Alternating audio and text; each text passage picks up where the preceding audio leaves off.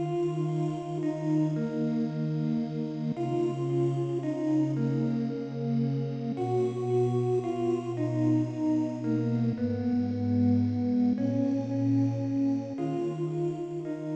all, welcome to the very first episode of Tech Retro Views, a channel dedicated to the tech of yesteryear and their influence on today's modern gadgets.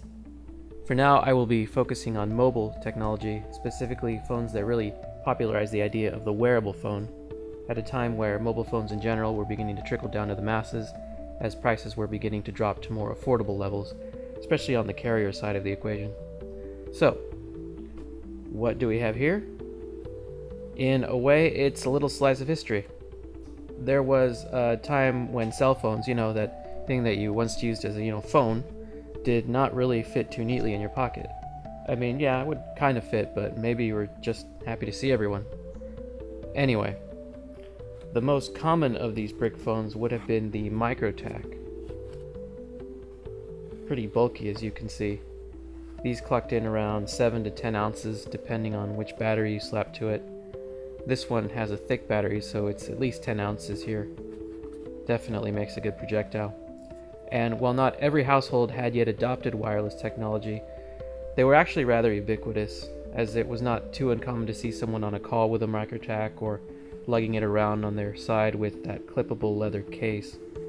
But alas, technology marches on, and being able to carry a phone around as subtly as a wallet or pager was pretty revolutionary. And after more than 2 years in development, Motorola eventually gave us the first wearable cellular phone, as they put it. The StarTAC, a symmetrically slim, foldable clamshell phone with rounded out ends and a tapered top flip for a minimalist profile that at barely 3 ounces would virtually disappear into your pocket. Or at least it was easy to forget you even had it, which was a pretty big departure from the previous generation of phones that more often than not were stuffed into briefcases, purses, or sometimes those roomy blazer pockets. It was truly a revolutionary design. So, let's get into it. To start out, I've got here a boxed StarTAC 3000. The 3000 was not the first version to hit the market, but it was the most basic model. Light on features, yet cheap enough for most people to be able to adopt some of this wearable goodness in mobile tech. Taking a look at the box, of course, you have a pic of the phone itself, which is something Motorola hadn't really done with their previous phones, but were beginning to adopt. Before this, most of their handsets just shipped in a box with colorful text on it, like the name of the phone on it and the best features highlighted, and in some cases it was just a bare box with no text at all, just a printed sticker on the side indicating the contents of the box and the phone's ESN. But anyway, you can see the selling points here. Convenient small size and weight make it easy to stay in touch. 10-character color display for easy reading. Easy to use, large soft keys. Yeah, I suppose. So small, so light, it's always with you. And that there is the real selling point on the StarTAC. Opening it up, we've got the manual here, of course, along with a warranty slip. There's an activation guide, a little safety tip note, and the colorful accessory pamphlet, which shows us all the cool things you could buy for your new gadget. I might get into the accessories in a future video. Next, we've got the standard charger, which for the 3000 was pretty bulky actually. It charged the battery in around 3 to 4 hours. Here we've got the belt clip or holster.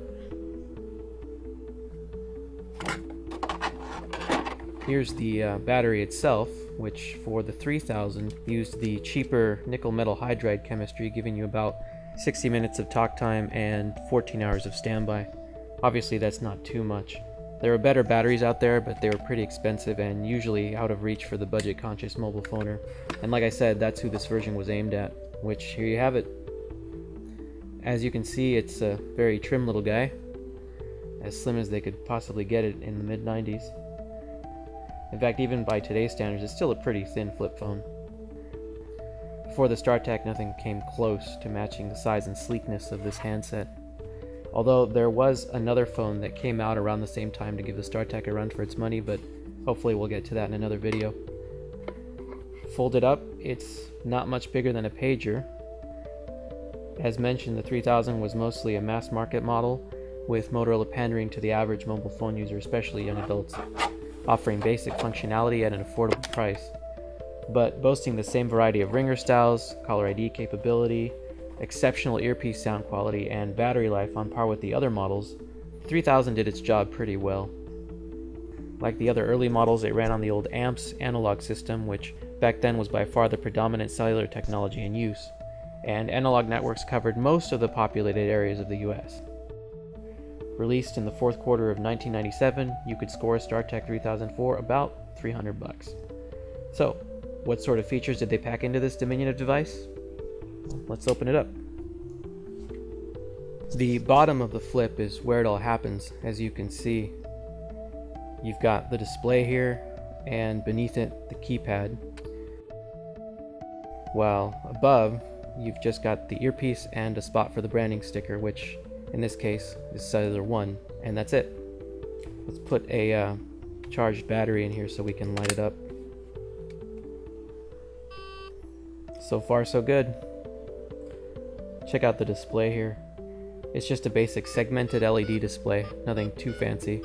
The readout can display up to 10 digits, just enough on there to dial a phone number with the area code so you can double check it before dialing. And by the way, my screen here isn't wigging out, it just says on, in the only way it knows how. Segmented LED English. The keypad is rubber with a greenish yellow backlight that's actually kind of sleek. It rises just above the plastic frame of the phone to maintain its flat profile. The tactile feedback is pretty good, just nominal pressure to feel the click of the key press. The power button actually sits flush with the plastic shell so you don't accidentally shut off your phone. And a tiny notch sits between the 5 and 8 keys so you can feel your way around the keypad without having to divert your eyes from driving or, I don't know, one-handed surgery. In the middle of the readout, you have a signal strength indicator, which is off now because guess what? No more analog in the US. They shut it down in 2008. But it's just your basic antenna icon with up to 3 bars of signal lit up in green. On the top left, you also have service light indicators. A green IU or in use light that just says that a phone call is in progress, a red NS light that tells you there's no service or no signal, and a yellow RM light that says you're roaming and might pay roaming fees per minute. That was a more common issue back then, as virtually all cellular carriers were regional, and if you drove maybe a few hours, you'd suddenly find yourself in another carrier's hood, and well, bitches gotta pay up. So below the service indicators, you had a dedicated battery meter, something that no phone should be without. But hold on, this is a Motorola phone. Bam! Detailed battery level. We'll get into what main is in due time. Anyway, FCN is the function key. Basically a shift key to access or activate certain features of the phone quickly. Function 4 gives you a detailed battery indicator. Not bad for an old analog phone. We'll get to the other function keys in a bit. Another key we got here is the RCL key, or recall key, which is used in some of the programming commands, but basically it's used to call up or recall information from the phone. Most commonly to recall phone numbers you've saved on the phone, but also to recall your phone's number, call timers, system settings, and a few other things. To recall a saved number, just press recall and the memory location where you saved the number to. Once there, you can scroll back and forth with the arrow keys on star and pound to go down your list of saved numbers. To recall your own phone number, just press recall pound and your number will be displayed.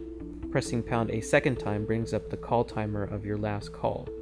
Since this setting is turned off on this phone, it shows zeros. When it's on, it'll show in minutes and seconds the duration of your last call. If you press recall and then pound a total of 3 times, you get the resettable timer. In normal English, this is the resettable timer. It shows how many minutes your phone has used since the last time you reset the resettable timer. You basically use this to gauge how many minutes you used up since the beginning of your billing period, so you didn't go over your minutes and get a huge surprise in the mail next month. At the end of your billing period, you would clear this timer and start over again. There's also a cumulative timer you can check by pressing recall, pound, pound, pound, pound. Sorry, I mean Kummel timer. It shows how many minutes your handset has logged since day 1. It's your device's odometer, and it's not really resettable, so if you ever want to pick up an old MicroTAC or StarTAC phone online or elsewhere, just ask the seller to press recall, pound, pound, pound, pound. This timer is your friend. Now pressing recall and star brought up a different set of options. These are the network options. See, back then there were basically just two networks in any given area that you could get service from. One was the wireline carrier, which referred to the local telco in your area, usually one of the Bell carriers. Bell was the main telephone company in the US and was broken up into smaller companies by the government because they were deemed a monopoly by the FCC. So they operated both wireline phone networks and wireless. Their cellular system was designated System B, or the B band, and whatever competing carrier had the other cellular footprint in the same area was System A. This programming was normally done at the time you activated your phone. Essentially, you're telling the phone which system to log on to for placing calls. Think of it as telling your smartphone which Wi-Fi network to log on to when it detects some networks within range. If your home system was B, you'd program your phone to scan for and use System B. Scrolling through the settings here, you could also log on to System A if they were your carrier, or roam onto A systems. Selecting home would restrict your phone just to your home system, no roaming. Now, if you choose Stud AB or Standard AB, you're telling the phone to scan for System A first and then B as a backup. Scan BA is just the opposite. P-scan is the preferred scan where your phone only hunts for the home system or any systems whose system IDs are programmed into your phone, either by you or your provider if you had your phone activated in store, which was normally the case. You can program up to 60 system IDs to log on to, which probably covered most of the US. Next to the recall button is stow, which is pretty aptly named. Think of it as the stow button. It lets you store information, namely phone numbers and also settings that you change on the phone, like the quintessential OK button on newer flip phones. To store a number, just type the damn thing out, press stow, and enter the memory locaton where you wish to store these digits. If that memory locaton is full, it'll ask you if you want to change it. Anyway, pressing stow again will confirm that indeed you do want to overwrite the old number with the new one. In total, you could store up to 20 phone numbers on this phone, starting with memory location 01 up to 20. That was generally more than enough back in the day, since you weren't going to spend like 85 cents a minute calling all the randos in your life. Now, let's say you want to change the ringer style on the phone. You get into the menu, scroll down to ringer style, and pressing stow will get you into the ringers menu so you can scroll down through the ringers, and hitting stow again will confirm your selection. As for the CLR button, it just does the opposite of stow. It erases your selections when entering a phone number, and acts like the off key when you're asked about making a selection in the features menu, where stow would be on. I guess one nice thing too is that when you recall a saved number, pressing clear will let you erase part of the number in case you need to change it up before dialing. So there's that. The next button is send. Pretty self-explanatory. If you want to rack up minutes on your phone bill, dial some digits and then hit this button. It also inserts a pause into a number you're saving, like when the phone number you dialed has an extension and you're too lazy to type it out each time, just hit function send and it'll insert the pause for that extension. Later, when you're actually on the call, pressing recall send will send those additional tones for the extension.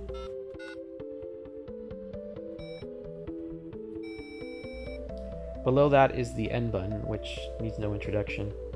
End also gets you out of any menu and back to the standby screen. On the left of the bottom row, we have the power key. We also have the vol key, one key to control the volume, or to rule them all, your pick. But yeah, we've all been spoiled rotten these days with having two keys to control the volume. Wasn't always that way, folks. Well, maybe it was, but not on this basic model. To control the keypad and DTMF tones, just hold down the vol key and they'll get progressively softer or louder. If it's changing in the wrong direction, just press and hold it again to change direction. For ringer volume, just press function and then the vol key, and it will adjust the ringer. Kind of tedious, I suppose, but you get what you paid for. At $300 anyway. So, getting back to the function key. The other commands it can pull off besides the battery meter are printed in yellow here: lock, mute, and menu. Function lock simply locks your phone, so no one can use it to make or receive calls. I'm sure most of us today keep our phones locked. I mean, with how much of our lives are saved on it. We're all walking targets for identity thieves, basically. Now, as for unlocking, we also have tons of ways of doing that now, too. Pin codes, swipe patterns, facial recognition, hand gestures, thumbprints. but back then a 3-digit code was pretty much all you needed. The default code from the factory was 123. To change this code, you'd have to use the secure code, which was a 6-digit code that the handset also had as a failsafe in case you forgot your lock code. The default secure code was 6 zeros. So you'd enter function 0 to enter the command mode, followed by the secure code, and then the new lock code, and then press stow to store it, and it confirms that it's changed. If you simply forgot your lock code and wanted to check it, pressing function 0, secure code, and recall will bring up the saved lock code. There's also a way to change your security code, but it involves going into the advanced programming mode of your phone, which can get pretty hairy in there, so the code was usually left as the default factory code.